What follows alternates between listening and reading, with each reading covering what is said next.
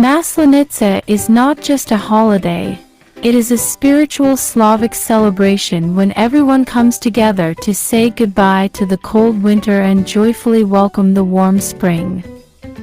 Celebrated during the week before Lent.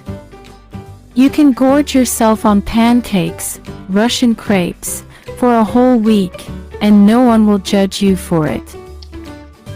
A Russian bath is a release from all worries, grievances, or illnesses.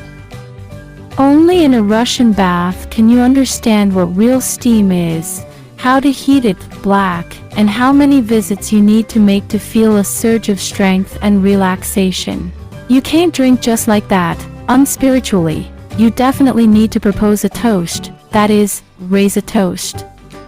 Foreigners are amused by our tradition of dedicating every sip of wine to love, friendship, parents, beautiful ladies, astronauts on the ISS and corgi dogs, in short, everything that comes to mind.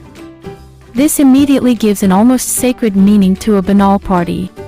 For Russia, Victory Day, celebrated on May 9th, is of great importance. There is no family that would not be affected by the Great Patriotic War. And that's why the holiday is awaited and loved. On this day, a parade takes place on Red Square in Moscow, which is necessarily broadcast on television. Come to visit with gifts. If it's a birthday, Russians give something valuable or an envelope with money. When a person comes to visit to drink tea, chat with friends or relatives, he brings with him sweets, home-cooked food, and baked goods. The folk custom of sit down on the path arose among the ancient Slavs and, like many signs and superstitions, the essence of the custom is that just before leaving home, when all the suitcases and bags have been collected, those seeing off and leaving sit down for a minute and sit in silence, collecting their thoughts. This is a great moment to remember. Have you forgotten anything? Check the essentials, documents, money, tickets, etc. And it never hurts to just feel a piece of your home and leave it in your heart until you return. In some houses, the custom of sit down on the path smoothly flowed into drink on the road.